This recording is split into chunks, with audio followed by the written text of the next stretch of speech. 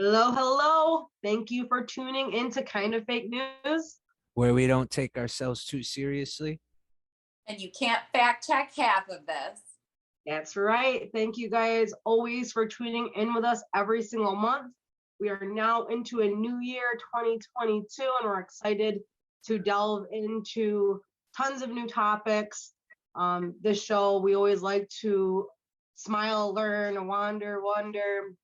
And we definitely want to give a shout out to Turn It Up Live for making this all possible. And a special thank you to Mr. Anthony. Turn it up. Turn it up.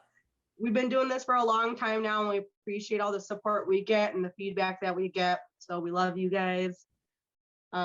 We have our awesome crew here. We have Sarah Sanchez. She's our astrology guru. How are you doing? Good. Wonderful. I'm Selena Bryan. I am your holistic, I don't even know you, shaman. I'll call it that this time. Oh, yeah. And then we have Jarrett Cicero, our conspiracy head. How are you doing, Jarrett?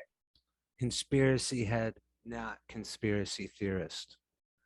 Right. A little different. Some conspiracies are true. That's right. That's right. So we're gonna get right into things. But first I just want to say Happy New Year's to you guys. I know it's been kind of crazy. Happy New Year. Happy New Year's.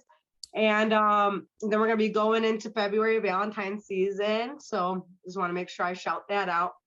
As well as coming into 2022, a lot has happened. And so this show is gonna kind of cover our January that happened, February that's we're going into, and just to kind of touch on that before we get into our topic. So besides just everyone being busy a lot, I did have COVID. So I know we do all this talk the last 2 years about COVID, but I actually had it. So I can, hit it from a perspective of actually walking the walk.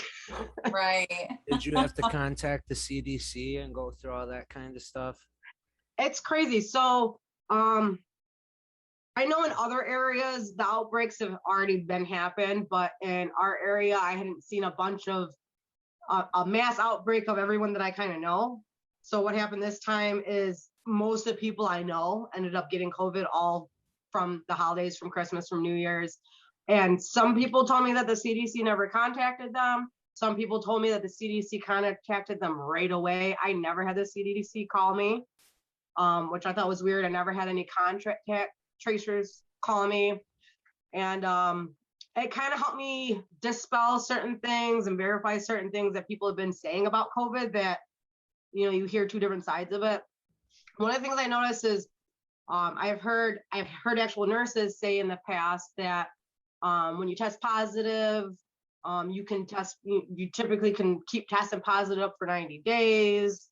90 Yeah. Yes. Yeah. I heard a nurse say that, like a Florida nurse, and I'm like, well, so How what do happened people with go these, back to work then? Right. So a lot of Right. the guidelines have changed from 10 days to 5 days in at least the state of New York to go back. But it kind of doesn't make sense because I think they're trying to say 5 days before you're not contagious anymore. But with the research I've done with people I personally know and myself, it seems like you stay contagious for way longer than 5 days. So that part was confusing to me. I think they're just trying to get people back to work and they don't care. At this point, it's kind of like herd immunity. So my symptoms were light. Like I had 1 day with a fever for a couple hours. I did have a lot of body pain. I had lower back pain. A weird symptom that I've never heard anyone tell me is that my legs hurt. My legs got like numb, painfully numb.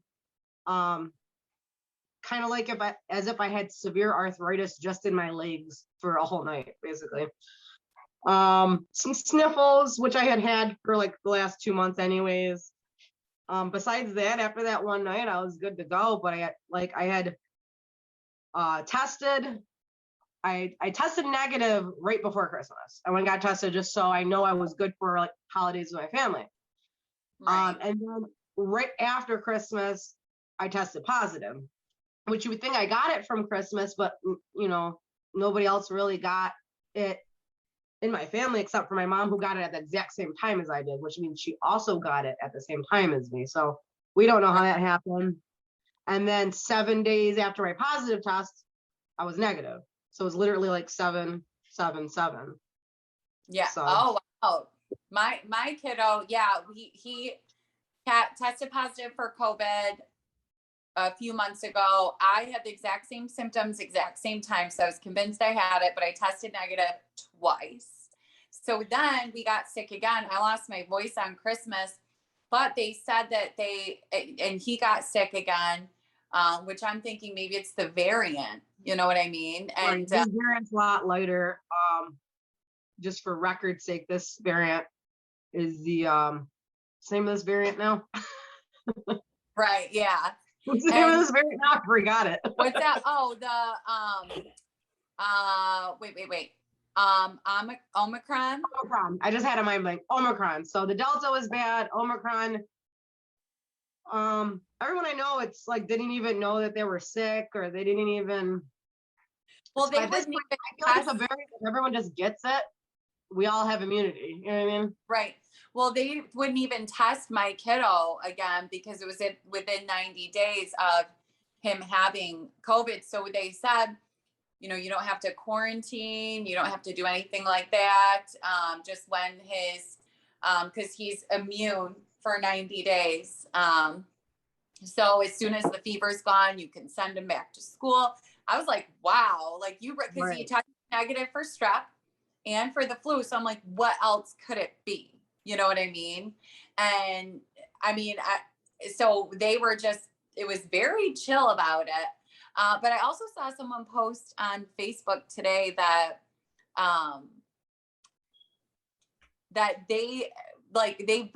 COVID's been gone. They had it like weeks and weeks ago. And then the health department just contacted them about it. Like that they're that's probably that what happened. But it's weird because my mom, she literally got a call the same day her positive test came back. Same. The first time me and my kiddo got sick, he tested positive. They immediately called us. Right. So I've noticed. Well, first of all, I kind of wanted to just dispel the belief that if you have a vaccine, you don't get it. I want to say 85% of the people that I've known that have gotten COVID were all vaxxed. So I want to put that out there. They say it's great. Some of them got it worse. Right. And that's the second thing I was going to say. Everyone that I know that got vaxxed had it worse than people that weren't vaxxed that got it. I've yet to have COVID. I spent the holidays with a few different people that had COVID for days. Really? Still haven't gotten sick. That's months another ago, thing. like living with people that have COVID don't get sick. Right. That's another thing I wanted to make sure I said. For this conspiracy part, I definitely have some stuff about COVID that I think would be cool to kind of just talk about, and just ideas of what some people like the way out there say about COVID. I just wanted to make sure before we get off of that topic. So they say when you find out that you're positive, you're the most contagious, like 2-3 days before you catch a fever, before you show symptoms. So that main time where I was supposedly most contagious before I knew I was positive, I was literally sleeping in the same bed with my daughter, kissing her, the whole 9, 24/7 with her. She didn't get it at all. And we kept testing negative. So I was just been so confused. Yeah, it's so weird. It's so highly contagious that you can pass by somebody in the store and catch it, but you can also sleep in the same bed with somebody and not get it. Like it just, something to me doesn't. Isn't it crazy? And they say that the symptoms range from, not even knowing that you have it, no symptoms, to a crash cart in the ER. But that goes along with this conspiracy that I'm developing as well about manifesting and COVID, and that our COVID, that we created COVID. And I wonder if people get it as bad as like the negative shit that they have. Because that's what it's like. Sick. Well, I know, obviously, like a ton of people have died. Like I get that. I don't want to be inconsiderate to those people who have lost somebody to it. Out of everyone that I've known, which is a lot of people who've gotten COVID, only only three people have gotten it really, really bad. One is somebody that had, actually the two people that I know that got it the worst both had lupus. So severe underlying condition, they almost died. They're lucky they made it through. The other person has had it really bad, but like no more bad than like a upper respiratory infection type bad. You know what I mean? Not like in the hospital bad. And they just have a lot of like just regular medical conditions or older. But outside of that, every single person I know hardly even knew they had, like me, when mine came up positive, I was like, I was calling people that I hung out with and telling them, they're like, oh shit. They're like, no, you're not. Like, you're pulling my chain. I'm like, no, really? I was like, I haven't. And they're like, you've been fine. I'm like, I know. Well, it seemed like everyone got it. Like there was this huge surge, which I think is because the vaccinated people, they didn't have to quarantine, even though they were still contagious. So right around that time where people were kind of catching it again, getting sick again, and then no vaccinated person had to quarantine at all. I literally know people who had a child who was positive with COVID, and they could both still go to work. And even one of them that worked at a school, like, and I'm like, oh, they can just go to work while their kid is sick with COVID and lives in the house with them. And then everyone's getting it and no vaccinated people have to quarantine. And I'm like, I think that's why it went around so bad. Well, most colleges, professors aren't required to be vaccinated, but students are in order to be on campus. You know? Professors, college level. Professors don't have to. I'm sure that's state by state. Told by those that are attending school. You know? Yeah, and I'm sure that's state by state. Well, I know, for example, Florida, through the whole thing, they've basically been acting like it doesn't exist, which, there's pros and cons to it, but I feel like it's kind of like everyone there got over it. Now the whole state's kind of like immune. Right. And I read something interesting the other day. It said cannabis stops the virus from infecting human cells. It was either on the American Journal or whatever the other. Well, I mean, I know people who smoke hella weed that got it. I don't know. But not bad. It's a live study that's happening now. Something about that's pretty cool. Yeah, I know people who smoke a lot of weed that have gotten it, but the same as most people, their symptoms were like stuffy nose. Actually, it's funny. I kept getting sick like end of November, but beginning of December, and I kept thinking I had COVID from like Thanksgiving. And I kept testing, negative. I was like sick. Just like bedridden sick. Negative. And then when it finally did test positive was when I hadn't had any sick symptoms for weeks. You know what I mean? Yeah. I'm just like, okay, now that I'm not sick, I have COVID. Like, yeah, it's crazy. Yeah.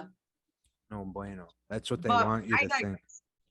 Right. So to me, things just aren't adding up to the point where I think that it shouldn't be questioned. Like the fact that some people aren't questioning, like, granted, okay, I have a lot of friends that are like, just get vaxxed, just like, F it, get vaxxed. Like, we understand why there's people out there that are against the vax. Like, we get it. We, understand why you're like that, but just get it. Like, there's a lot of blasé people. They're like, they don't, I get it. You don't want to lose your job. You don't want your kid to not be able to go to school, like whatever.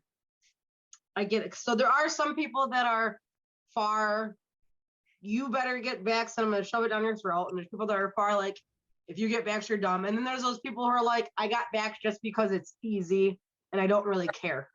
There's not like an emotional charge to it. Right. They're like, whatever, I want to get into the bar. Let me get vaxxed. Right. Wonder what the common denominator is amongst all of these people, that don't, if it's because of work or it's a good question. I always wonder something big that I've wondered, a working conspiracy is I wonder, because they say, vibrations, all about vibrations, where we vibrate out, how high we vibrate. And they say that you can vibrate high enough to an extent that bacteria and viruses can't coexist with you. So you just don't get sick because your body's not going to react to those things that way, because that bacteria and those viruses cannot coexist in your body when you're at a high enough vibration. And that's what they say, like 5G. Remember when 5G was this big scary thing? And people come out with, let's just vibrate beyond it. We can transcend it. Everyone's worried about 5G, what it's going to do. We can transcend it. You can vibrate high enough that you just surpass it. It has an effect on you. And so I've always wanted to learn more about that. I've always found that really fascinating, but it also seems like people, I sometimes wonder the level of sick that people do get from it. I wonder if it has anything to do with just maybe their awareness of it, right? Like maybe how much they know, or the knowledge, because knowledge is power, right? And some people, it's like, that you can, some people are more tapped into, like, if I know I'm not going to get sick, I'm not going to get sick. And the power in that. I like that a lot. And some people, and not everyone that believes it that much, right? Or they might vibrate at different certain levels. And I think that's why it reacts so different to different people. And I think it's probably a number of things that go into it. Obviously underlying conditions and things like that, but it really seems that, it's something that's come up like with a vengeance, and everyone's getting sick, but a lot of people are actually really, really handling it really well. And it seems like they're really just surpassing it. And, that it makes it feel hopeful. One thing I really want to say on that, well, there's two. One, first of all, I just want to say I love your hair, Sarah. It's like the perfect shine. Thank you. It was like in my head, I'm like, let me get it out. Let me get it out before we go. So as far as the manifesting with illnesses, so back growing up into my young adulthood, I would get sick 4 times a year, like clockwork, for 2 weeks straight. It used to just be like, I knew it was coming because it happened every year. If the season changed, I'm getting sick for 2 weeks. And it happened so many years in a row. We're talking like 8 years in a row, that I was just like preparing for, okay, I'm going to be sick for 2 weeks. It just started snowing, or the snow just started melting. I'm going to be sick for 2 weeks. And like every 3 months, I'd be sick for 2 weeks. I just would be prepared for it. It happened for such a long time. I think my body and mind just got used to it. And then when I was with one of my exes, he who shall not be named, that I don't really get along with like crazy, but I did get taught, because him and his family come from a very religious line, which, I'm Christian myself. So I fed off of this, but they really preached, they never get sick. They're like, we refute it. We don't believe it exists. And because of that, we don't really get sick. And I'm like, like bullshit, like, you know what I mean? Like, that's how I felt at first. But I started noticing, like, his father, like, never missed a day of work in whatever, 20, 30, 40 years, because he never got sick. He himself, like, I maybe once ever seen him sick. Like, so I was like, maybe there's something to this. So I just started telling myself, like, I don't get sick. Like, this isn't a thing. And then now ever since then, I haven't gotten sick 4 times a year, like clockwork, just because I told myself, like, no, I'm not going to get sick. Like, this isn't going to happen. I'm telling you. And it can be a battle, right? Because I used to, the health problems I had struggled with, and I really, really, and when I line up what I believed about myself and being sick and my capability and my strength, and I was on a really good streak there of, I don't get sick. I don't catch COVID. I don't get sick. And I didn't get sick for such a long time. And I remember one time getting really scared about it. Like, and I was like, oh shit, like that I can't be getting scared of it and afraid, because then I'm going to catch it. And I did. It's so interesting. But they say that man's power is in what he can believe. Your intention flows or your Right. intention goes Energy. where your intention flows, Ooh, I Yeah, like that. energy or vice goes where, versa. On the page. I yeah, they like say that. energy goes where attention flows. And they literally say it's like you set an intention and your emotion is almost, it's like the masculine and feminine. Your masculine is your mind, the thinking. The feminine, the emotion, is the actual creator of that, right? So when you manifest, it's not as much about thinking. You can set an intention, that's what you use your mind for, but the growing of a new creation is the emotion. You have to put your energy and your emotion into it and let that charge up. And that's how something manifests. I can't remember the name, but there's someone who literally, I forget the name, but they can manifest things out of thin air. Nothing huge or anything, but just, yeah, literally. And it's all about what we believe, because there's there, I mean, I won't even go into it. It's because it's so much, but it's like spirituality, and the manifesting portion, like it's a big phase that man is coming into, they say, is learning this, right? It's just one of many facets that man goes and evolves through, right? It's just one fold of what, as sentient beings, we want to experience and go through, you know? And that's a big thing that's happening right now. And it kind of indicates that a lot in astrology, in the astrology upcoming as well. Well, actually, so let's get right into it. This is the longest intro we've ever had. I know. We had to, though. We had to, because of everything that's like, right. We're encompassing 2 months right now. So yeah. January, February 2022, this is where we're at, guys. And you know, I always like to reiterate, you know, the smile, learn, wander, wonder. We like to take you down a path.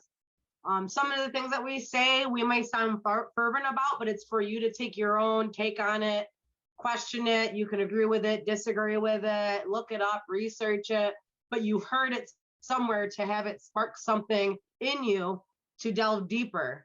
Because a lot of us are just walking around doing our 9 to 5, being empty vessels that you never know what's going to fill that vessel. It could be your time just taken up by, you know, YouTube videos and you're accomplishing nothing, or your time's being taken up with just frivolous things, and we're just walking around with frivolous things rather than taking the time to question our surroundings and what's going on and being an advocate for ourselves and learning more. So we love to make sure that we express these things and get them out there, whether you agree with them or not. At least Right. Perking up the antenna. It's planting seeds. We're planting seeds. Look at us gardeners. Look at us. Waking people up. So, like we said, where we don't take ourselves too seriously, you can't fact check half of it. Unless you use Google. Right, yeah. So we're going to kick it right off. We're going to kick it right off to Sarah with our astrology review. Awesome. Okay. So, you know, as we talked about, we'll go a little bit over, just touch real quick on what January was kind of like, what the big themes were there, and then kind of talk more about February upcoming. So January, the major theme of January is that, so Venus went retrograde on December 19th and stays there until January 29th. So now Venus plays a huge role in, you know, our romantic lives, financial situations. Venus is, you know, all things beauty, love, finances, right? And so with this retrograde, you might see exes coming back, right? It's kind of a make or break for relationships. So whenever Venus is in retrograde, it can, you know, you might see a lot of breakups. You might see a lot of new relationships forming or rekindling happening, right? So Now, this is a time that we're going to kind of opt more. The energy supports us opting more for a traditional sense of things. So you're a lot more likely to say no to like situationships and yes to healthy long-term relationships. That's really what this energy is kind of bringing in, when it comes to relationships and romance, that we're kind of really more opting for the healthier thing, the more traditional thing. So it's just a really transformative time, because especially Venus conjuncts Pluto 3 times, once before the retrograde, once during, once after. Pluto, the transformation planet, right? So it's a lot of so this area that Venus dominates in our life is we're going to see a lot of transformation, right? And then, so January 14th, Mercury goes retrograde and it stays there until February 2nd or 3rd. And so we know the drill with Mercury retrograde, right? Communications, electronics, miscommunications, I should say. Be careful in cars too, mishaps in cars, fender benders, accidents, just kind of things going wrong, really, is what Mercury retrograde can bring. I want everyone, this is a good time for me to also say that if your will is more powerful than the transits, right, that your will is going to be more powerful. Astrology isn't always going to affect you, right? It depends how balanced and strong and stable your own energy is. Well, exactly how you said too, knowledge is power. So hearing that might help you gain a grounding and center on, okay, you know what, and kind of reorient yourself. You can set the intention that you'll be protected from that, and you can choose that and decide that. And I challenge, any of our viewers, just try it with something, right? Like just kind of go all in, just decide either I don't get sick or Mercury retrograde isn't going to affect me, and just go all in. It's like play make believe and think, what if magic really was real? What if I could really decide this and this is real life? Go all in with your emotion and believe it all the way that you have that power and see what happens. Give it a month. Be careful. Well, I mean, something like I don't get sick. If you usually get sick a certain time of the year, go all in and just know in your heart and your mind and your soul that you're not going to get sick. I mean, that's what I did. When you can relax and chill. Sick. Obviously, I got COVID, but I really was surprised when I got it because I kept telling myself like, "I'm getting COVID." Like if I was gonna get COVID, I would have got it by now. But I think it's something too that kind of like everyone, like a lot of people ended up getting it that probably wouldn't, but they also handled it a lot better, So I think that if you believe something so much, what do you feel about it? You're chill. You're not worried about it, right? So if you can know something so just directly and matter of factly that you have no fear or negative emotion or attachment to it. Like if you're riding in a car with somebody that you trust when they're driving, you're not going to be sitting there holding the oh shit bar, looking around like, right. Because you already trust. You're chilling, you're doing your own thing, everything's relaxed. But if you're riding with somebody and you're acting like that, it's probably going to throw them off. They're going to suck up your energy. It's going to cause problems. Yeah. Vampires. Yep. Vampires. Yeah. Succubus. So,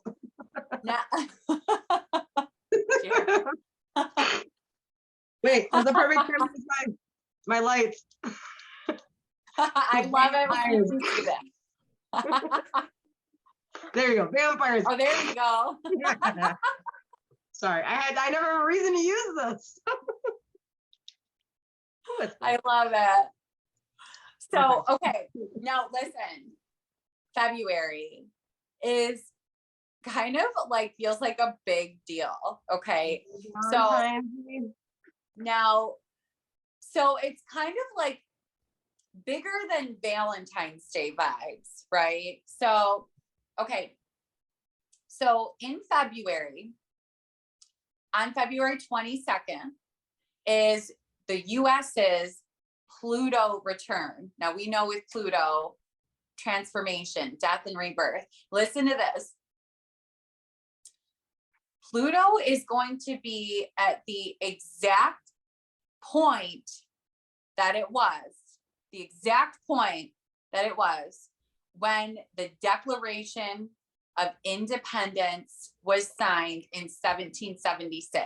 Get my calendar out for this. In 1776 was the last time Pluto was in this sign, or in this exact spot. So what it's being called is like, it's a chance for the US to have a spiritual makeover.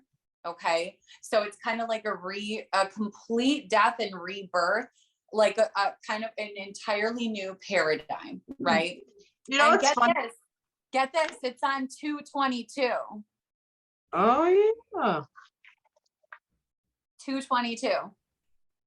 Yes, right after President's Day on Washington's birthday. Interesting, right? The day before is also right on his birthday, and that they probably did it obviously purposely like that, but the day before is Family Day and Heritage Day and President's Day.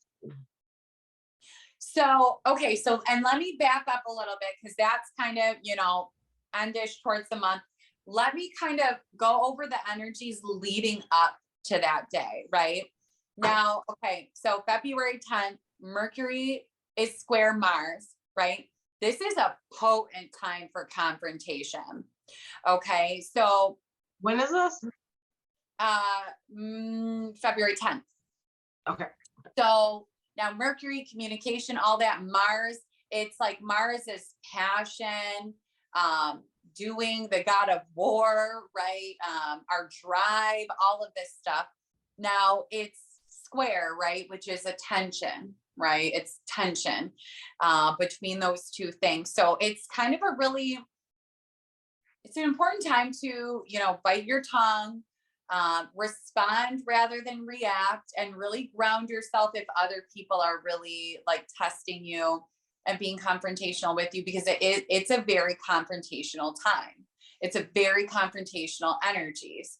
And then the 11th is the new moon. Now there's 6 planets in Aquarius. So we have some heavy Aquarian energy going on. With right. And well, the thing is too, is Aquarian vibes are really new beginnings in freedom, individuality, right? The Aquarius is the humanitarian. And it really represents this whole entire new beginnings, freedom, individuality, right? And 6 planets, like we've got this heavy Aquarian energy going on. And then the 17th, Saturn is square Uranus. And now Saturn is up your anus. Hold on, I can hear you. Keep going. Okay, so now Saturn is totally structure and limitation dominated. It's just all about structure and limitations. Now Uranus is more so about disruption for the purpose of liberation. Uranus is kind of more so about progressing at all costs, no matter the upheaval, the turbulence, the turmoil. It's like, it's going to progress no matter what. It's about progressing no matter what. And so it's really kind of this come to Jesus moment, if you will.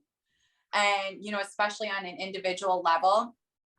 So it's really going to be about confronting either self-imposed limitations or limitations that have been imposed on you by, you know, by the structures that are in place, right? So it can be individual or by society, but it's really about confronting those limitations that are on you head on. So, and it's kind of a good time to ask too, like, are you the Saturn or the Uranus in someone's life, right?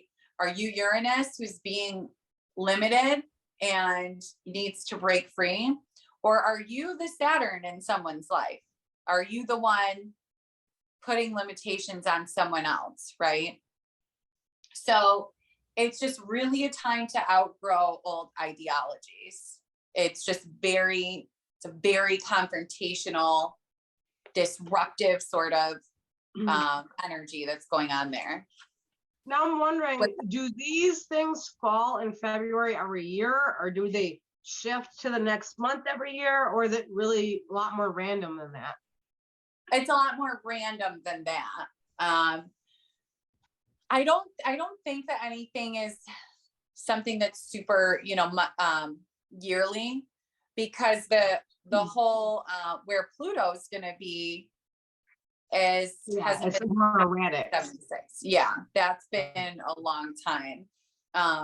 So this Valentine's Day. So if you had to say about like people's Valentine's Day, it's kind of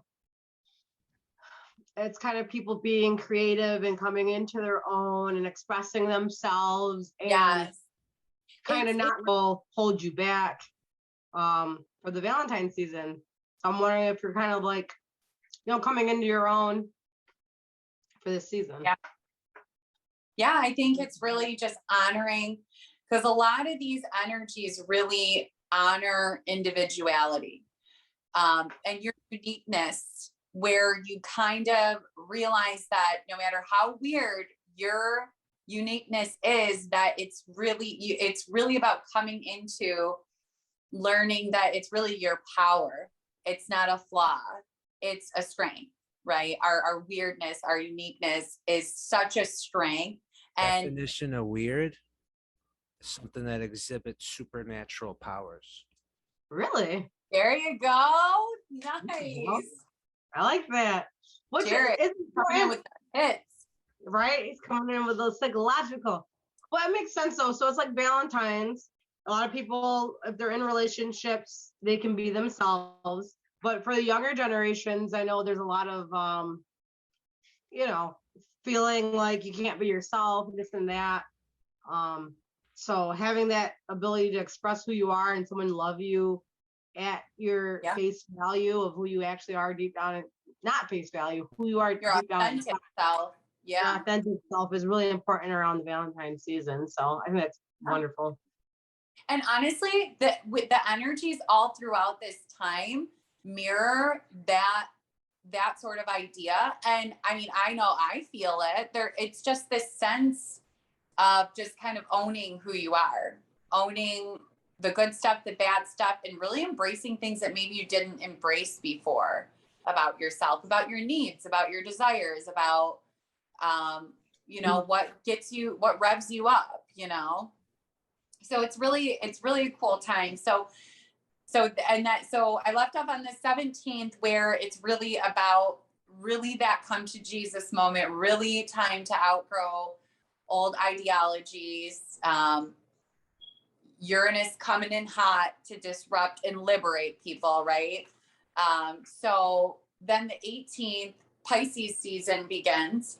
Now Pisces is very dreamy, spiritual, compassion based, and Jupiter is going to be in Aquarius. So this is really about new innovations for what you want to grow, what you want to nurture. It's about like doing things different and with compassion. And so it's really about nurturing and growing, right? And this is right before that, February 22nd, the Pluto, the really transformative sort of time. And so then right after that, the 20th, the Mercury shadow period kind of ends, because it goes direct on February 3rd, but there's also always that shadow period where it kind of lingers a bit, right? Those energies linger. So that's the time that you really can let go of that apprehension of like signing new contracts, committing to big things, because you really don't want to do that in Mercury retrograde. You really want to avoid any big commitments, decisions, things like that. So after the 20th is really that shadow period has kind of dissipated, and you can really commit to things and not worry about, if you meet a new person, I'm always apprehensive if it's, Mercury's in retrograde. Because you're like, what do I have to let go of? Why am I meeting this person, right? Well, it's sounding a little bit like from Valentine's, like a lot of times Valentine's, a lot of people break up, but it sounds like this Valentine's is going to be more, if you're in a relationship, it's going to get strengthened. And right. Like by the days that know lead each other deeper. after it, is you're going to understand each other more. You're going to grow deeper within each other. You're going to feel more comfortable and be able to move forward with life situations at the end of the month because of that strength that you guys, whether it's what you discussed or your emotions became deeper. And the same with new relationships. The bond might feel so secure and safe from Valentine's that you can feel yourself and then get into that period after the 22nd to be able to do that. Yeah, because despite like what's happening in the stars just on the day alone, right? Like Christmas, New Year's, Thanksgiving, Valentine's Day, Halloween, like any of the, practical dates that maybe raise people's vibration as a collective throughout the planet. You would think that would almost lead to the best thing for each of those people that are affected by said vibration. Yeah, because it seems like it only gets better after that too, because on the 25th, Venus enters Pisces, and Venus is very comfortable. Venus loves being in Pisces, right? Venus is very comfortable in Pisces. So both of these things coming together, Pisces being very spiritual and dreamy, and Venus, the beauty, the love, and that sort of coming together, it's really about a time of really honoring your value, the way you value yourself, your self-worth, your sense of beauty, right? What's beautiful to you in the world. And so it's really like marrying this, to me, it seems like it's this newfound beauty in spirituality, right? And so it just seems like it's kind of, and like they refer to, 222, where Pluto is, that it's kind of like a spiritual makeover for the US. So this is a really good time for meditation and mindfulness, connectedness in general, seeing the beauty in humanity and in yourself. Like it's really about, instead of looking at yourself with a microscope, with a magnifying glass and seeing your flaws and picking yourself apart, you kind of really are able to just zoom out and see the big picture and the way that you fit into the world, the beautiful way that you connect to the world and your own beautiful puzzle piece in that, and just, honoring that. But it's also important in time too, with all that Pisces energy struggles with boundaries, because you see so much beauty and so much good. It struggles to set firm boundaries. So it's an important time. Don't get out of hand. Still assert your boundaries, still honor those, but it is just a time that we can kind of see the beauty more so in others, but make sure that you're, smart and balanced with it.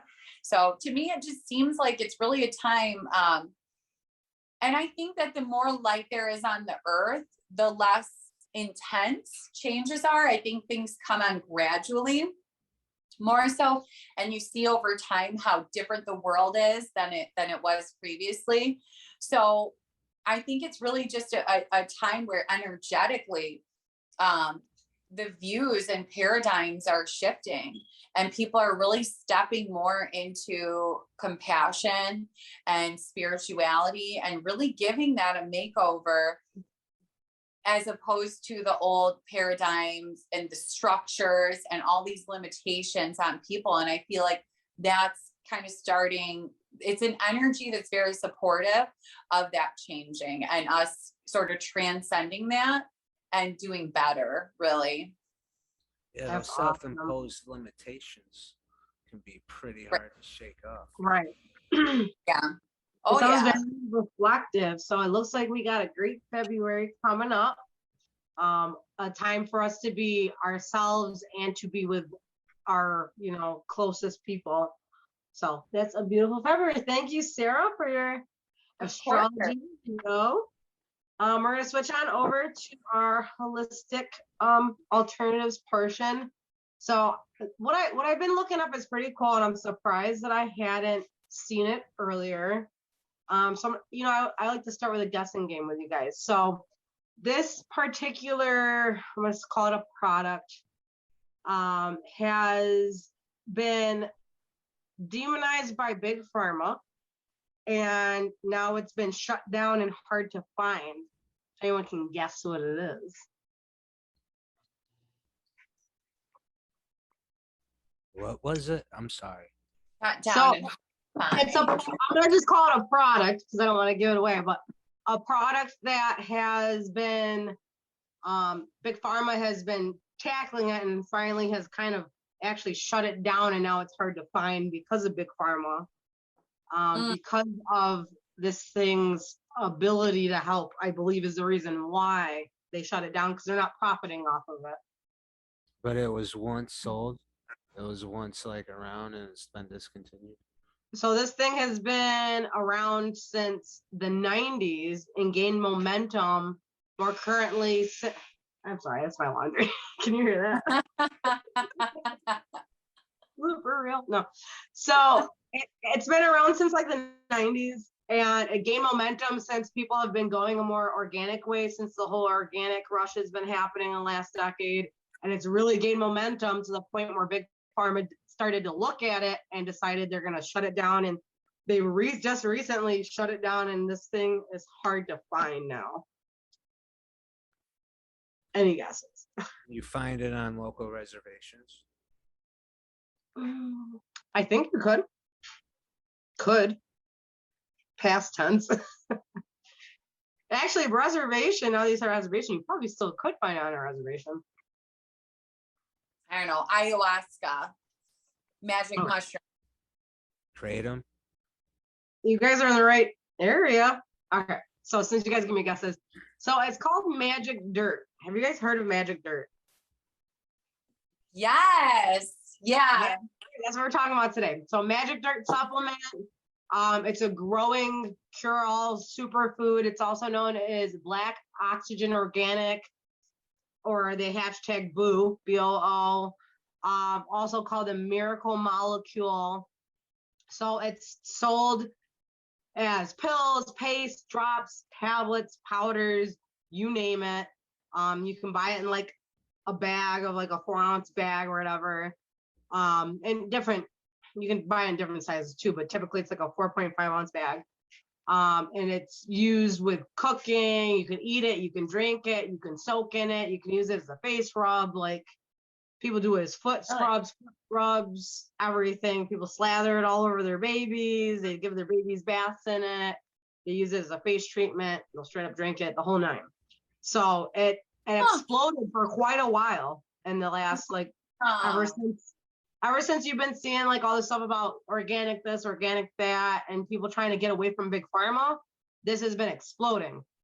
So the CEO, his name is Saint Ange. He's a holistic practitioner. He is a herbalist. He's a aromatherapist. He's not a doctor. So they try to discredit it a lot because of that. Mm-hmm. So the benefits that people, I'm just going to rattle off a whole list of benefits. Some may not be actuality. Some may just be what people think, but a lot of them are accurate. So the benefits that is claimed to do is it improves brain function, heart health, detox by decreasing body toxins such as metals, pesticides, parasites. It expels worms, boosts immunity, cures or slows Alzheimer's, autism, cancer, good for weight loss, skincare, and other cosmetic applications, whitening your teeth, hair growth, energy booster, can even change your shade of your eyes from brown to blue. And a lot of people in the more recent last 2 years say it's an alternative to getting the vax. Because they say it wards off against viruses and such. So obviously with all of these things, it's like a cure-all. So it gained a lot of momentum. So what it is it's an ancient decomposed, decayed plant matter extracted from nutrient-rich mud that's found in peat bogs of Ontario, Canada. So it basically is just dirt. It's mud, but has the super nutrient-rich products of the decomposed, decayed plant matter. So it's classified as a fulvic acid supplement, and it contains the fulvic acid, humic acid, and vitamin C. So it's very rich. This type of alternative has been seen in traditional and folk medicines for centuries and centuries and centuries, but it's been more marketed just since like the 90s. It exhibits antibacterial qualities, and it's about like it's expensive. It's like $30 for just an ounce of it. Wow. Yeah, but I had through all my research, there's a lot of positives, a lot of people raving and ranting about it. They live by it. They said it's cured this and it's cured that. And there's also a lot of negative things, obviously, not just from big pharma, but people that are like, this is dirt and it's bad for you and don't ingest this, don't do this and a third. Is there places to get this now, or is it? So it's typically so I have pros and cons of it. So one of my cons of it is the way that it's distributed and marketed and such. So you find it only online. I'm sure there's some ways you can find it like on reservations or in shops or whatever, but it's typically online. And it's kind of the negative thing to me about it is it's kind of like a pyramid scheme as far as, you know, you sell it and you can sell it and you can make more money by getting other people to sell it, kind of like how those magazine door-to-door things are done. Oh, gotcha. I think that part of it is what makes it seem so not, you know, authentic or not, you know, like why people are so anti it because of the way it's structured. But even through all the negative media it's gotten, its actual qualities and properties I've seen in my research to be positive. And most of the negative feedback about it is just stuff like stomach aches because they ingested too much or like things like that. Like the majority of the negative feedback isn't from anything major being wrong with it, aside from some of the findings from big pharma. You know what I mean? So they say it's independent studies that did it, but you know, independent studies can be people who are related to big pharma. Yeah. So I had a specific person that I talked to that uses it, and they gave me like a little testimonial. So I'm just going to read it. They said, I've been using it over 8 months now, and it's helped my HAE, which is hereditary angioedema, which is like the swelling of skin due to allergies.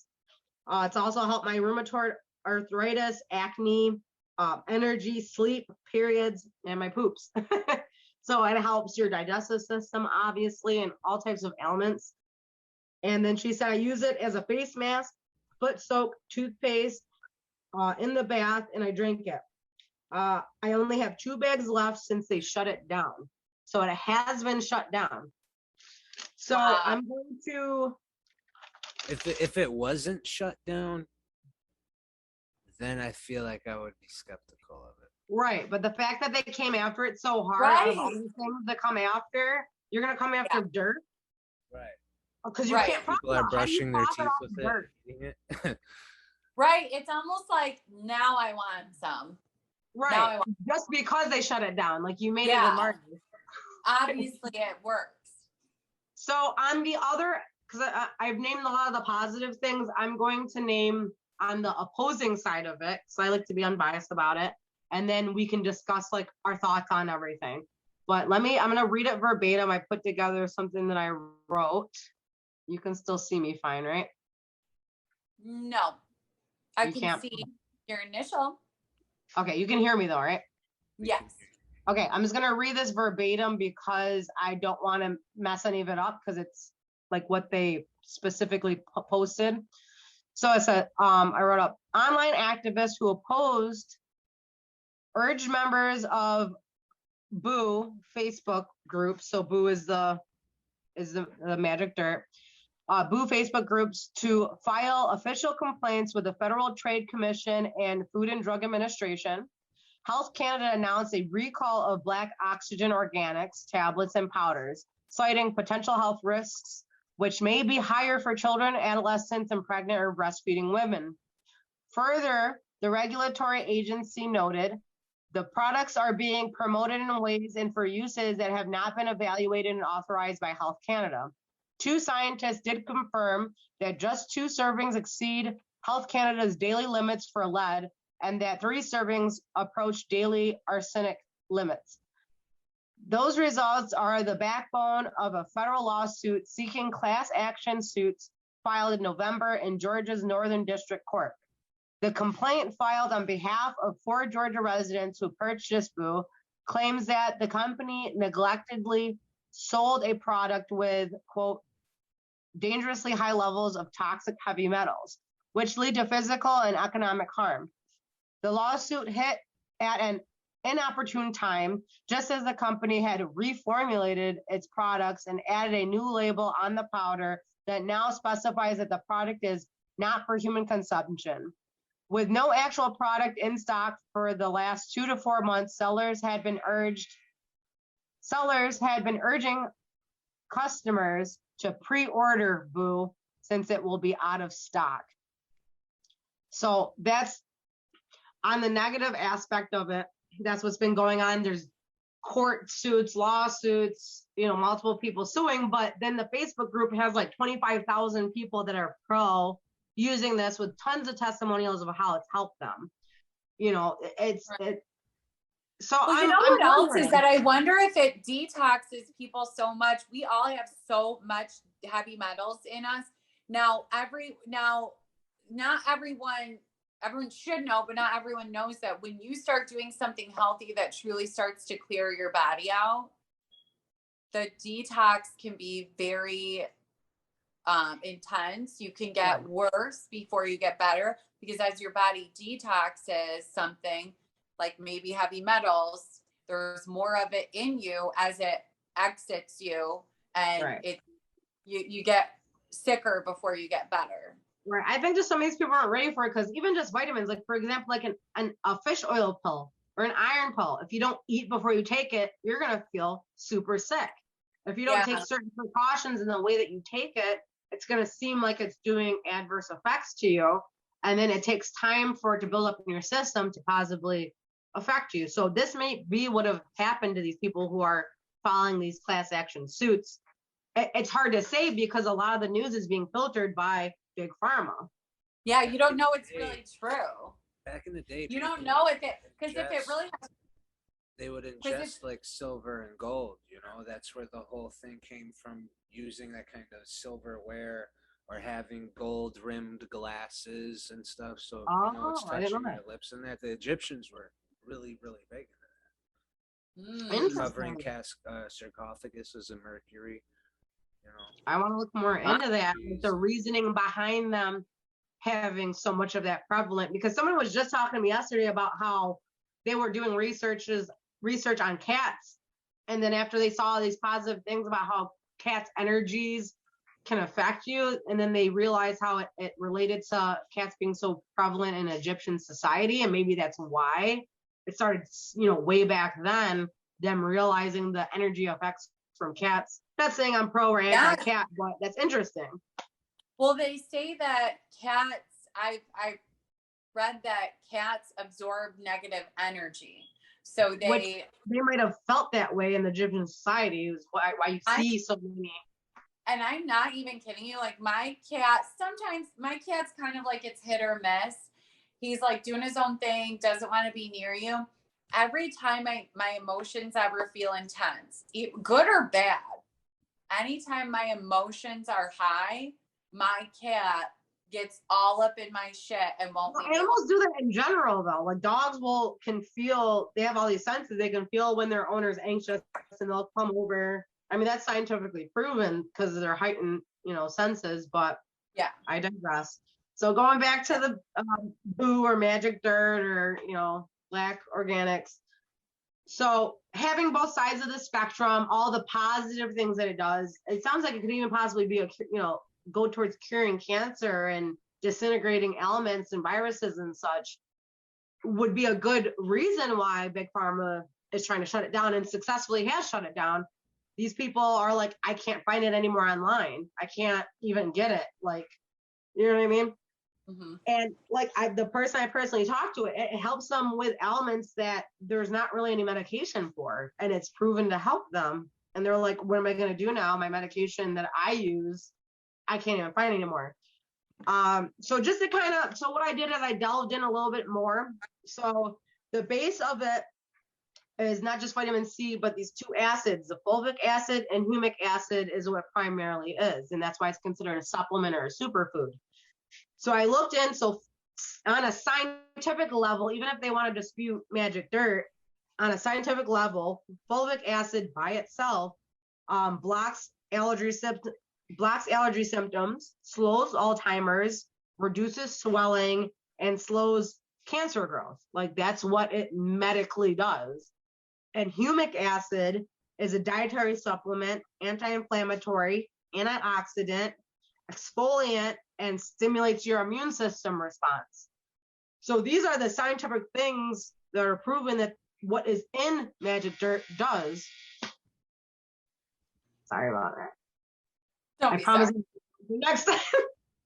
But or if you're like, peace out, I'm going to fold some clothes. So what these two things do are scientifically proven, and these two things are in magic dirt. So what I did is I just researched, and you can find this in any supplement store. You can buy pills that are a mixture of fulvic acid and humic acid. So my recommendation for all these people that don't have the capability to finding magic dirt, and if you do, it has to be like on the black web or something like that, I would just say go to your local, vitamin store and buy fulvic acid with humic acid. It's actually out there. It's only like $25 for a whole bottle of pills of it. So within my research, I figured that's the best way to do it, since to me, the negative parts about this magic dirt is the way it's sold, the way it's promoted, the way it's kind of pyramid schemey, I think is what all like people were getting pissed off about and why they were going against it. And then of course, Big Pharma doesn't want people solving cancer. Right. Now, how do you spell that? It's what acid? Fulvic, so Fulvic. Okay. And then humic acid is HUMIC. So you can just get these as supplements, and like just reading up on fulvic acid, it does do a lot of things that people listed that boo does, that the black, magic dirt does. So, and then it might help whoever has COVID. I would love for there to be a study when someone gets COVID and they take this and it goes away quicker, or someone takes these fulvic acid supplements. I'm going to tell you something that I did though, that I want people to know. When I started getting sick and I was really scared, and my kiddo had a fever for like 3 or more days. Now he doesn't get that sick. So 3 days for him is a long time. Him being sick is a fever for a day and it's gone, and he's fine again. So this lingered on. So I was super nervous. I started to feel really, really bad. And so I did what's called zinc shock therapy. If you look up Anthony William, medical medium, not a doctor, always check with your doctor. Right. But so he has this thing, 2 things. He has this thing called zinc shock therapy. So Vimergy is a really good brand to get zinc from. Obviously, always check with your doctor. But that's where I get mine. And basically what you do is he says that every few hours you squirt like 3-4 squirts of zinc in the back of your throat. You let it sit for 30 seconds. You swallow it. And you do that a bunch of times when you're sick. You do that a few times throughout the day. And then on top of it, the other thing that I decided to do is that, So one thing that I found really helped me when it came to my health issues, autoimmune stuff, is lysine. And so Anthony William would say, you know, if you have autoimmune disease, it's the serving size is like 1 or 2 capsules. He's like, you need to be taking like 8 of them per day. Your immune system. Really have to amp it up to see some, you know, to see some real progress. And I hadn't been taking it for a while because I'm trying to hone in on my discipline or consistency, if you will. I'd like to try a lot of new things, but staying consistent with the same thing is what I'm working on right now. But so I took 8 lysine and did a bunch of zinc shock therapy that day. And I woke up the next day, like I never, like nothing, like healthier than before I got sick. Not even achy. What is and zinc shock therapy? Yeah, I've never heard of that. So, well, and real quick, it's like because normally, even if I'm a little bit sick, my thing is I get sore right away, right? Like I'll just feel achy, my body will hurt. I felt great the next day. And zinc shock therapy is basically where you give yourself massive amounts of zinc, because he says that we're all detrimentally low on zinc. Like our reservoirs of zinc are just like empty. We're all deficient in zinc, and it's so important. So, and he says everyone should be taking a zinc supplement. And because we just can't get it from our diets, you know. And so zinc shock therapy is essentially you like just overload your system with zinc, where you know, and that's what the zinc shock therapy is. You squirt 3-4 squirts in the back of your throat, let it sit, swallow it, later on, do it again, couple, you know, right at the beginning when you feel yourself getting sick is when it'll work best. You just start with the zinc. Our diets are that deficient in zinc, like we couldn't just eat foods that are high in zinc content. I'm trying to remember what he said about that, but I don't think it's in the food the way we need. Because our dirt doesn't have the minerals it once had. Magic dirt.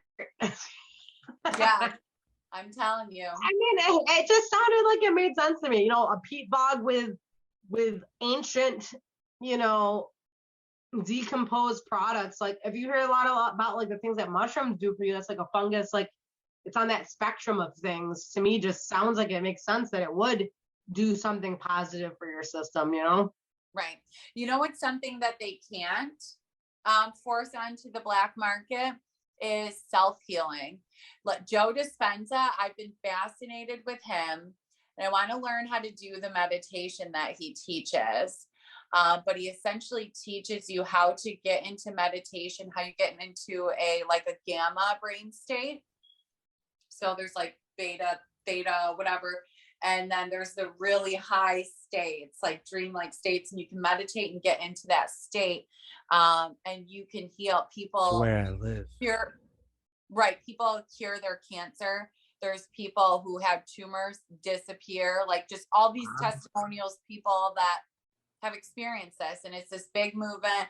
And you know, I follow him and all these, you know, Greg Braden, just so many people that talk about our body's magnificent abilities, how powerful our humanness really is. We just don't know how to use it. Knowledge is power, and we are so powerless as to our bodies of the power we have, of the choice. Technically, we're built to live forever. Like it's supposed to be that we're built to live forever, that we only decay because of the way that we conduct ourselves, whether it's what we intake or our mental stability. Yeah. We are our own mind. That's why you have people that live to like 120 years old, because and when you talk to any of these people who live really long, they just say that they have happiness and laughter in their life. Like their diets aren't necessarily any better than anybody's. I mean, they have a good diet, you know, but it's not necessarily any better as far as anything really secret that they're doing. They just have don't emotionally either. They probably eat intuitively, and A lot of the people, they said, sit down and have dinners. Like something as simple as like having a family dinner and having that togetherness on a daily basis and having that something to look forward. Just simple things in life. Seriously. And happiness and joy and stress-free. Things that simple that we're deprived of is actually making people make it to like 120 years old.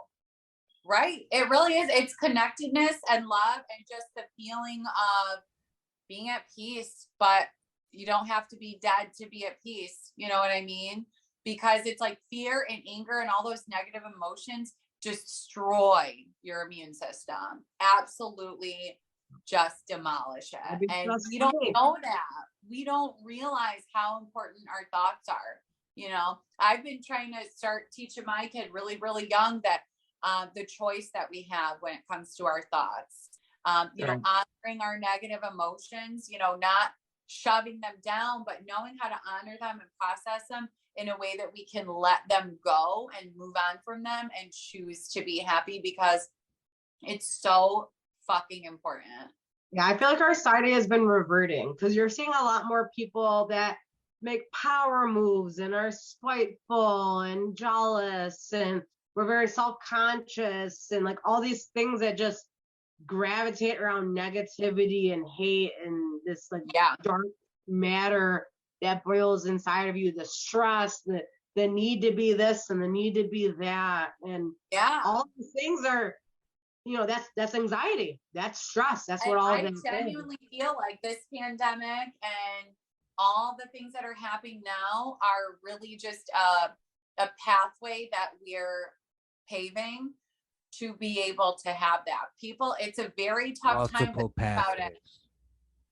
What's that? Multiple pathways. Right. It's a time where people are being forced, like people are having to deal with their shit. And there's a big divide, right? Some people, it's like, which way are you going to go? Essentially, it's a choice. It's kind of like a choice being put in front of you. But it's just so important that, you know, I think that we're learning to face ourselves, to face our emotions, to have to cope with our shit, essentially, from this pandemic. All of our fears are coming up, the uncertainty, we're having to sit with that. Right. Yeah, the vibrations of this earth have been crazy the last 2 years, but I digress. But that is my holistic review. I want all of you to speculate, look up magic dirt, also called boo, hashtag boo. I hate that name. Can I say that? I don't like the name. Black Oxygen Organics, or also called boo, BOO, or magic dirt, or miracle molecule. But I challenge, since it's been so much scrutiny over it, I think it's more on the corporate level. It's been scrutinized because of the way that the pyramid kind of model has been. I just say go look up for the supplement, because, you know, I always talk about supplements and different things like that. Look up the supplements for fulvic acid and humic acid. It has all the same stuff that's positive about the black dirt, whatever. Black dirt. Like black dirt, it's mud. Like, it's magic dirt. Boo. I mean, I guess boo sounds like a fitting name. Boo, right? Like boo. It's boo. Yeah. But so that's that. So we'll switch right on over into one of my favorite parts of our podcast, which is our conspiracy theories, with our conspiracy head, Jarrett. How are you? Good. Chilling. I'm excited. What do we got this month? What do we got? Today it's actual factual, and actual, not a theory. I like it. You guys know you can find a lot of the stuff that's happened in the past admitted, you know, on government websites, the CIA's website, any .gov website. They admit something they've done. We've spoken about this before. So I was cruising the CDC's website, specifically about COVID. Cruising it. And I came across something called Operational Considerations for Humanitarian Settings. I think this is something that would have to be implemented during a martial law type scenario, although it is taking place right now. Simply, I'm going to read some stuff here. It might sound like whatever because it's, government jargon. But yeah, like right now, if you get sick, right, this is level 1 of what is called the shielding approach, right? So you get sick, you let them know, you stay home, keep yourself in the room, stay separate from family in the household. If you have elderly there, you may want to leave them out or go somewhere else, so on and so forth. That's where we're at right now. They have everything lined up and planned for.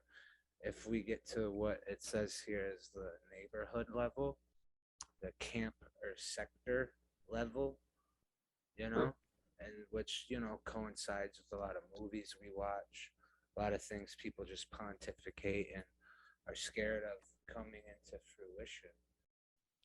So I can jump from the household level into a neighborhood or a camp sector if you guys want to hear about it. Yeah, just speak up a little bit because it's hard to hear a little there. Yeah. So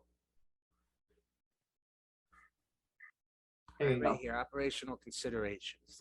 The shielding approach requires several prerequisites for effective implementation. Several are addressed, including access to healthcare, provision of food. However, there are several prerequisites which require additional consideration. They go on to describe the zones. So, for example, to minimize external contact, each green zone should include able-bodied, high-risk individuals capable of caring for residents who have disabilities or are less mobile. Otherwise designated low-risk individuals for these tasks. So they're gonna, it's something people would really have to read through for themselves. But what's the gist of it? Quite a bit of alarming things in here. The gist of it would be is if we experience another lockdown, the plan would be them locking down neighborhoods opposed to households. And then the next phase of that is the camp and sector level.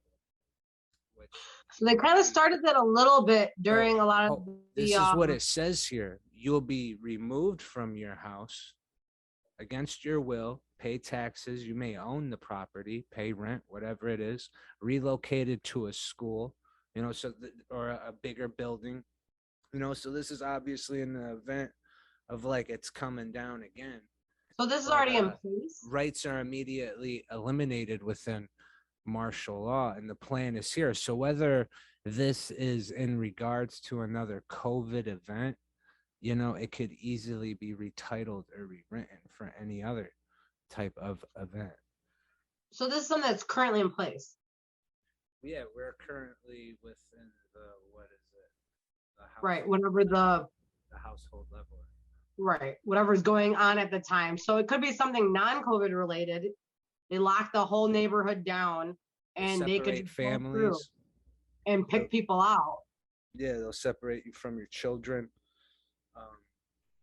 That's a lot of movies. Spouses, they'll separate you from parents, and then they'll put all these people in different places. They have considerations as far as covering their asses, kind of, when they speak of the vulnerable population, which is usually elderly, those with mental health disabilities, all the way to just being a woman or a child, because they're going to effectively hire people as security of these buildings that they relocate people to. So imagine you got a building being secured by who knows who, is it the National Guard? So what would happen? Military, everyday people. It's easy for people to be exploited in these kinds of situations, hysteria happening, Right. And it's all here on the CDC's website. So there are a few movies like that where people are being ripped from their homes and taken away to facilities. So that's on like the scale of movie, whatever. But then it reminds me of a podcast that we did maybe like a year ago or so, that proven there's a bunch of facilities throughout the whole US. There's at least one in every state almost, of these facilities that were built back in like, I don't know, early 2000s, that have turnstiles, they're barbed, wired, all this stuff that empty, don't right? have a purpose. And they're on the black spots on the map. Yeah. And they look like concentration camps. And everyone was wondering what's going on in these facilities. There's just these empty operational facilities waiting to fill with who. Yeah, I know a couple of years ago they repurposed all of those old Japanese citizen internment camps that Which a lot of people don't even know existed. Yeah. Yeah, they have a timeline for this, explanations as to why they would do it. And this is it clearly states in here that the vaccine does not make a difference. So you're not safe from it. When they enter this next level, if people in the house are infected, they're going to separate people regardless of who you are, what your relationship is, whether you have a vaccine or not.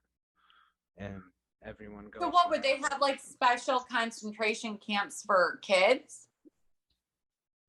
It may read like they're going to keep women with children, but again, this is just guidance, right? So when it's all coming down, things are subject to change with how hard it is to handle.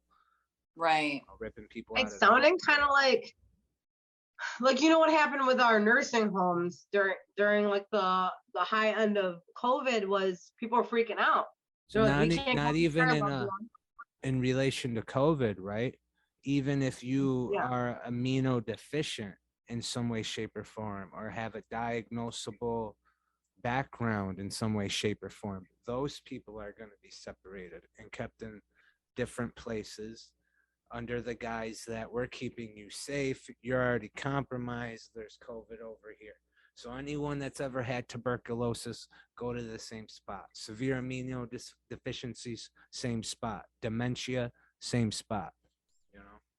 Wow. So once you've said to the government, hey, I have this diagnosis, you don't even realize that you're setting yourself up to possibly be classified in a group that could be treated differently because of your difference. Right. Even with community involvement, there may be a risk of stigmatization, isolation, separation from family members, loss of freedom, and personal interactions may require additional psychological support structures and systems. And who knows when they would enact this? Since they have a whole protocol, they might be like, oh, well, this is going on. We're going to enact this protocol and just start ripping people out of homes. Yeah, and they can apply, this could be applied to anything. Right now on the CDC's website, it's under COVID. It's listed under their which their whole website is turned into talking about COVID to begin with. But you can find all of their community mitigation planning on their website. All the way down, it goes all the way down to cultural and ethnic separation. So it's pretty thorough. Kind of scary. Pretty thorough. It's not like Holocausting, And then within it, they say that they'll supplement these different zones with psychologists and doctors and so on, security. They'll make it nice and comfortable for you, is what it sounded like. Okay, I'm going to connect this to like a far conspiracy thought process. What if they're just preparing policy for like when people find out that aliens really do exist and people start freaking out? They start taking people out of the home. They're like, well, you have like a mental disability. We're going to put you in this facility and you have this. And we're gonna separate you guys all out because everyone's freaking out. Aliens. Right, probably because truthfully, so aliens are obviously real. I think and it's funny because sometimes I feel like we're at such a place, and like it's 2022, like at this point we know aliens are there. There's an entire there's something out there. We are not, it's not just us, how egocentric, right? And it's just because we're like children. in compared to these aliens, these higher vibrational beings with this technology, and these abilities, and we are basically in an evolution standpoint, we're like 5-year-olds, we're like kids, you know what I mean? And so at some point, and disclosure has already been happening slowly. They're spoon feeding us. And I don't think that the government is ever going to come out and say, yes, they're real. They would have to, you know, admit that they knew this entire time and have covered it up. And so what they say the government is doing is they're allowing information to trickle out from other means until eventually, I honestly think it's going to just continue to be trickled down until it becomes something that's like kind of really normal and people have come to their well, it's like how they slipped it in.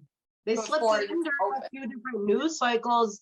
So when we were at the height of news cycles of COVID and Black Lives Matter and all this, they slipped in like, okay, by the way, these UFOs that we kept saying were like weather balloons, or actually we didn't know what they were. They weren't another country. They weren't, you know, military exercises. We don't know what it was. We're just looking at it now. No, it's funny. And a lot of the website watching us because when that atomic bomb went off, a lot of different they say a lot of different alien civilizations came to Earth and shut down silos and stuff, right? Well, yeah, and they talk about how I was watching this one documentary, and they were talking about how an alien ship showed up. They're always there's a heavy UFO presence around military bases with nuclear weapons. They hang around there and they watch over it. And they said at one point the ship came down,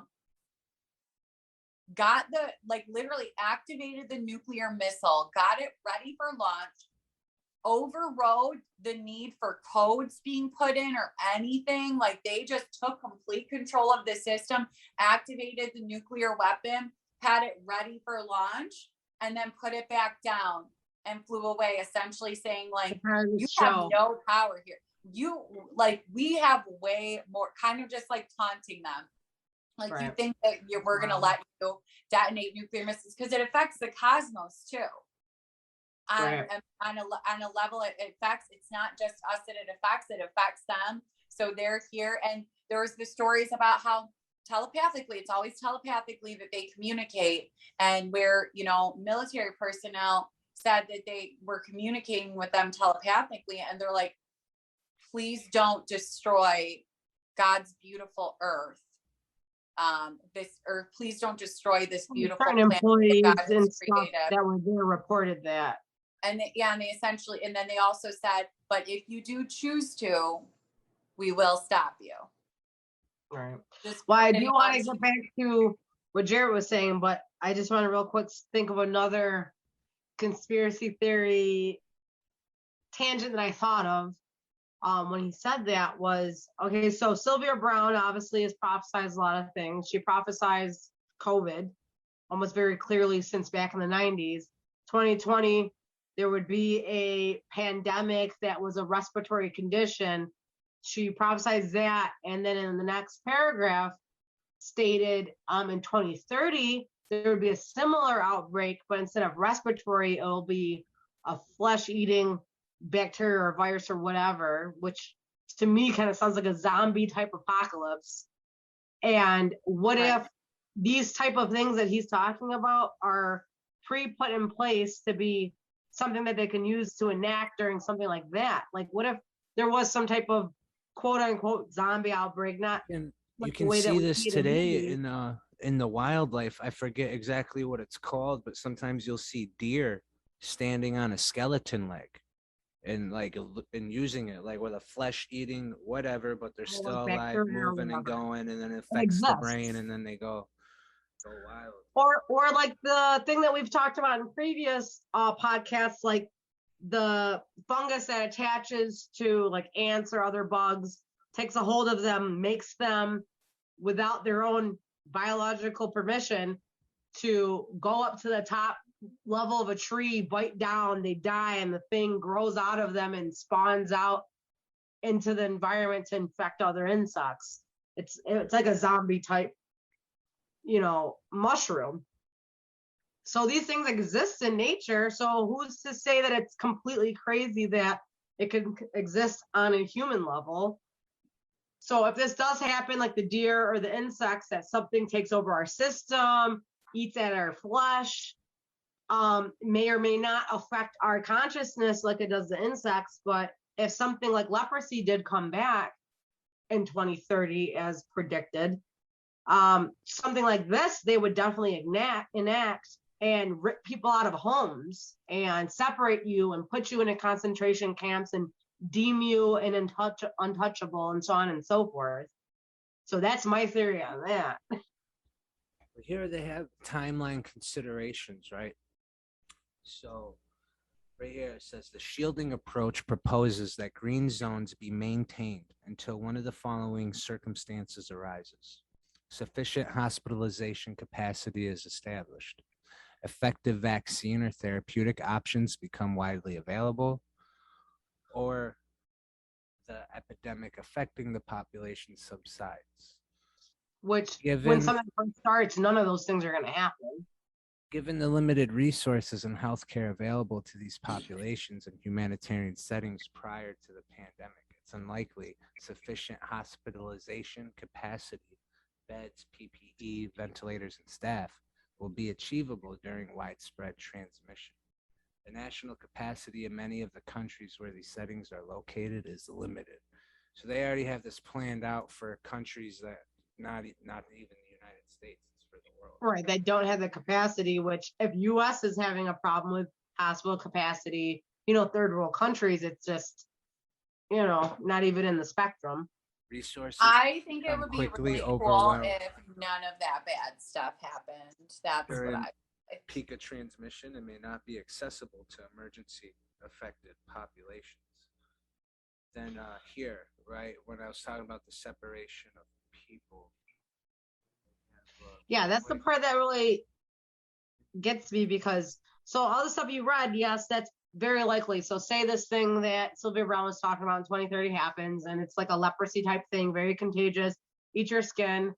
The first response will be hospitals will be too full. There won't be a vaccine available right away. All these things that you just stated from the CDC site won't happen right away, just like with COVID. So what's the next part? But they're going to rip people away from their homes. Separating families and disrupting and deconstructing multi-generational households may have long-term negative consequences. Shielding strategies need to consider socio-cultural gender norms in order to adequately assess and address risk to individuals, particularly women and girls. Restrictive gender norms may be exacerbated by isolation strategies such as shielding. At the household level, isolating individuals and limiting their interaction, compounded with social and economic disruption, has raised concerns of potential increased risk of partner violence. Households participating in house swaps or sector-wide cohorting are a particular risk for gender-based violence, harassment, abuse, and exploitation, as these household members may not be decision makers or responsible for the household needs. So I think what they're focusing on there is, so since the arrival of COVID, there was a jump in domestic violence situations because a lot of people were able to keep their domestic violence situations subsided because they were going to work, they were busy, this, that, and the third. And now at that time period when COVID hit, people were stuck in the house for months on end together. Domestic violence issues that may have been a problem before were tenfold during both people being in the house constantly. So I think that's what they kind of pulled that from. They're saying they're going to restrict social, cultural, and religious practices.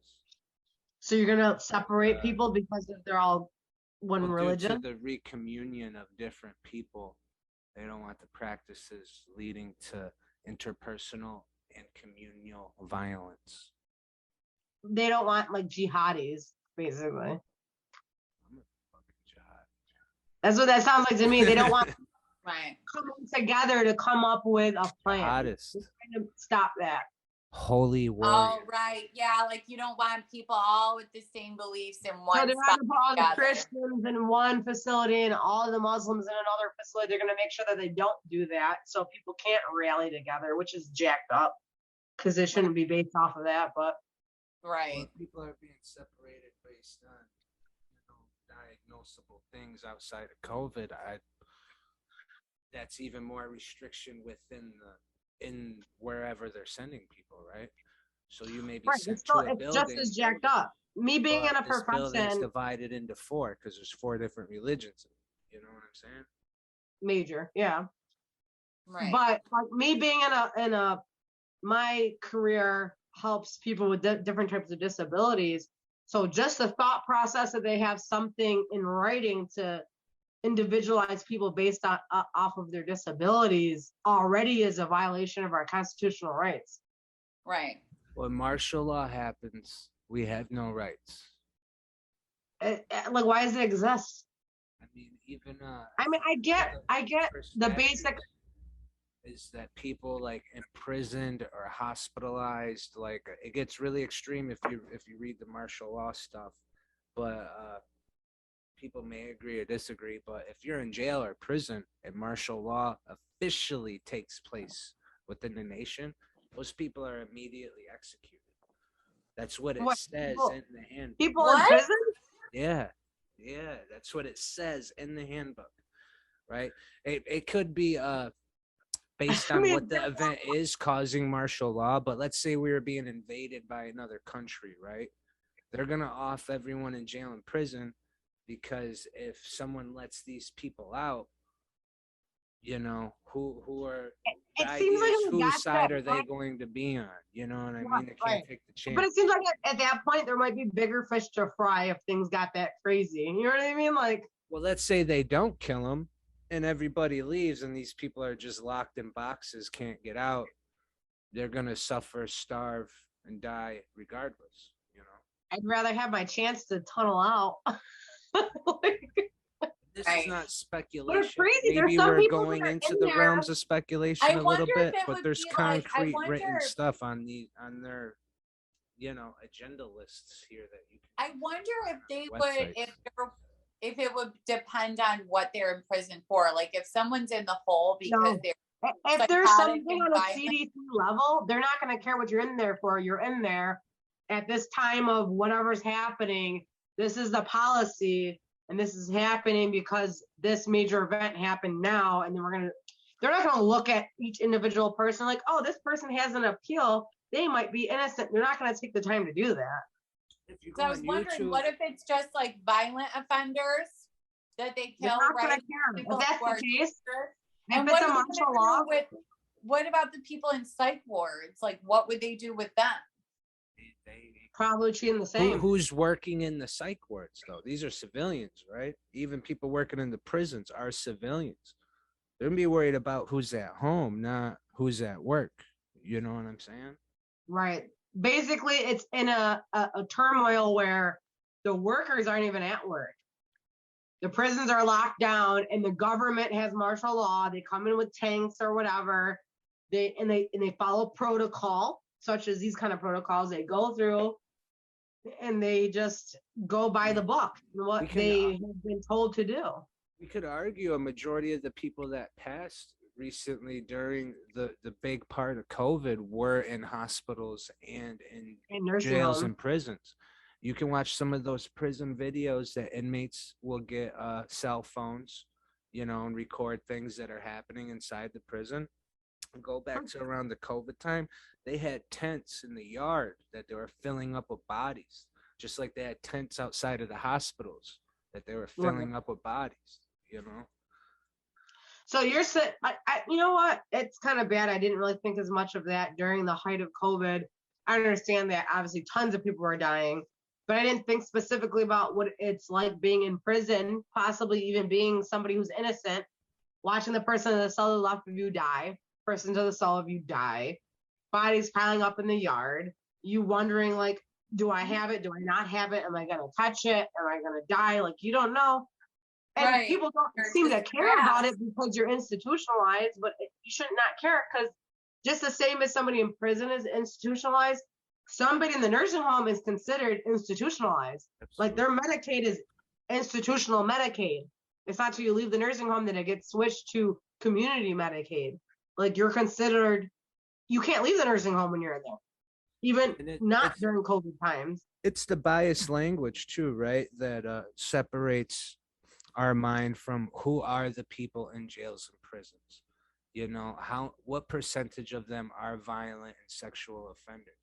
How many are these people are people that we know every day? How many people do you know from school that have gotten locked up or stuff? But that's the thing. How many people do you know at work that have been to jail? You know, right? Some people we know go routinely. They're not going to care what your status is. They're not going to care how violent of an offender are you. If when you just watch like, these lockup videos, in a certain state, you can hear the genuine intonation, like in the voice of some of these people locked up, scared to death because the guy in the cell next door has COVID, or they're watching bodies pile up in the tent within the yard. And then if caught with a phone and uploading that shit to the internet, that's like, you know, the Tibetan Square situation right there. Right. I think a lot of it's crazy that they wouldn't just like, I mean, I guess off just the people who are in prison for life. What if someone's release date is tomorrow? You know what I mean? I think if something on that national level happened, they don't care about any of that paperwork. If you're in there, you're in there, and they're gonna follow policy. And that's why what he's reading is kind of scary, because if they enact martial law, that's it. Like, for example, martial law was enacted during COVID at certain points when BLM movements were happening. They said, like, even just in the city that I'm in, they're like, okay, you can't drive past 9 p.m. If you get caught driving past 9 p.m., you could be ticketed or whatever. Who knows what? I don't even know what they would do. But that's just like the lower levels of martial law.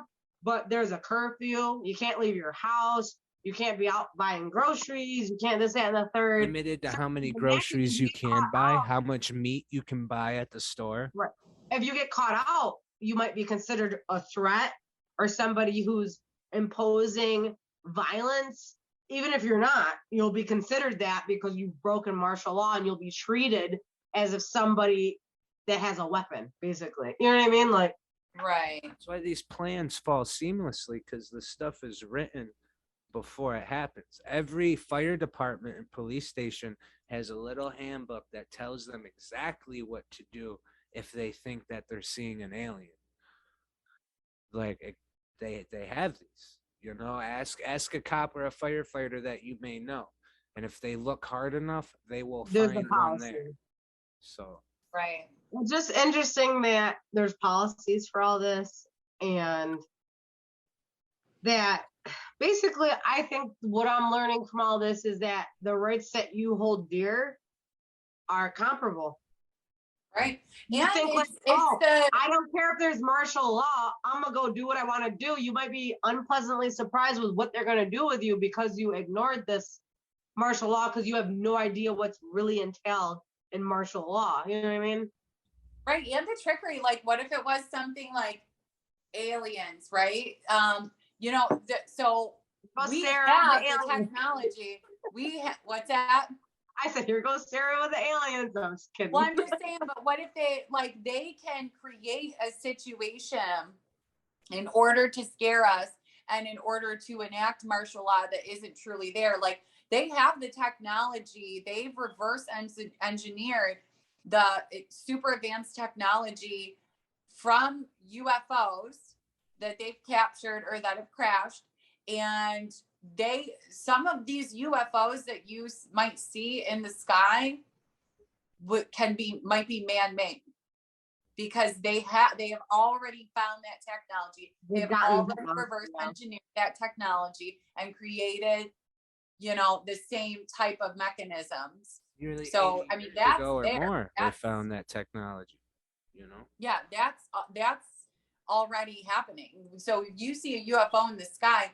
So there's literally stories about the government literally with you know, that they have staged abductions and things like that, that they stage things like that, because what they're going to do is, we're not going to do, but what they say the risk is that if they were to, you know, introduce the presence of aliens as a threat, and that they're already, you know, it's like an overtime window. They give you the problem and then solve it. exactly. So The not to problem that interrupt, they created. but I'm just gonna read something that I found in the news today. They just found an MCR gene in bacteria in the sewage in Georgia in the United States that is a flesh-eating bacteria that is resistant to the strongest antibiotics in the world. There's a ban in the U.S. on the strongest available antibiotics being used in livestock because bacteria over time will build antibiotic resistance, meaning no treatment if you get infected with this bacteria. Well, this bacteria resistant to any antibiotic has already been found in the U.S. from other countries using this antibiotic in their livestock for 30 plus years now, despite the consequences. Well, that bacteria has mutated already to be incurable, and now maintaining it from spreading is the goal. And the bacteria eat your flesh until you die, and there is no treatment or cure. Simply, you will likely die. So by 2030, it is not. There is no doubt Sylvia Brown being accurate. That's crazy, and that was just in the news today. Wow. That's wild. Well, that would make sense because it built an immunity. So once that breaks out, I rebuke that. That does not exist. I rebuke it. But you know what? That's not unusual because you think of like all these different bovine things. It makes me just want to like not have anything to do with cows or beef altogether. I'm vegan. That's exactly, things like that are why. I need to get my kid. I'm telling you, like Sylvia Brown was spot on about 2020, and she'll probably be spot on. Like I'm not usually super into like the theory, like as far as the prophecies, because sometimes the prophecies happen, sometimes they don't. Right. But I think it's because the future is changeable. The future is changeable. So it may be a timeline that was possible, but it can be changed. It could always be changed. There's different options. There's always different options, different routes. That's why we like to talk about these things, so people are aware. They can do their research and maybe be like, you know what? I've been not having to do with beef, for example. I'm going to continue to do it because I just heard that. You know what I mean? Like, right. Confirmation or something. But, or is this how messed up would it be if like a disease or an illness came out that like vegan people were immune to? Right. Or like just like, you know, touch it. Certain things you touch, like, oh, maybe I won't touch that now because there might be a flesh-eating bacteria that comes about. Like, you know what I mean? Right. No fear, man. Right. Right. Or like, I'm not gonna hang out with cows. Or I don't want to become a cow farmer now or something. Right. But you really do. I mean, telling you, man, our vibration. So, Jarrett, on the conspiracy sector, do you have more for that, or? I mean, I would just urge people to go to cdc.gov if they would like to check this out for themselves. It's called Operational Considerations for Humanitarian Settings, the shielding approach.